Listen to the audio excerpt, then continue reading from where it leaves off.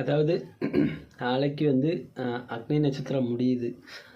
எதுக்கு சொல்கிறோம்னா, அக்னி நட்சத்திரம் அதாவது அக்னி நட்சத்திர வெயிலில் வந்து ரொம்ப சங்கடப்பட்டிருப்பீங்க. அதாவது இன்றைக்கி கூட பாருங்கள், இப்போ சாப்பிட வந்தேன், வெயிலில் தான் நின்று வேலை பார்த்துட்டு இருந்தேன். இப்போ எனக்கே இவ்வளோ வெயில்னால் இந்த கொத்தனார் வேலை பார்க்குறவங்க, அப்புறம் வந்து தார் ரோடு போடுறவங்க, அவங்களாம் வெயில் பயங்கரமாக இருக்கும். நம்ம எதுக்கு பயப்படுதோமோ இல்லையோ, வெயில் வந்து நம்ம உடம்ப வந்து ரொம்ப உருக்கும்.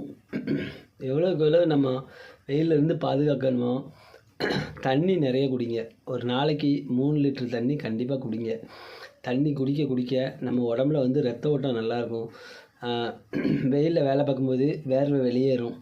நம்ம உடம்புல வந்து வேர்க்கணும். வேர்த்தாலே நோய் இல்லைன்னு அர்த்தம். இதெல்லாம் எதுக்கு சொல்கிறோம்னா, நாங்கள் வெயிலில் நிற்கும்போது எப்போனாலும் சரி, தண்ணி வந்து ரொம்ப குளிர்ந்த தண்ணி குடிக்காதீங்க. தண்ணி வந்து நம்ம எப்போதுமே தொண்டையை நனைச்சிக்கிட்டே இருக்கணும். இல்லைன்னு வச்சுக்கோங்களேன், நம்ம உடம்புல வந்து வேர்வை வெளியேறாது. நம்ம எவ்வளோ நம்ம தண்ணி குடிக்கமோ அப்போ தான் நம்ம உடம்புலேருந்து அந்த கெட்ட நீர் வந்து வெளியில் போயிடும்.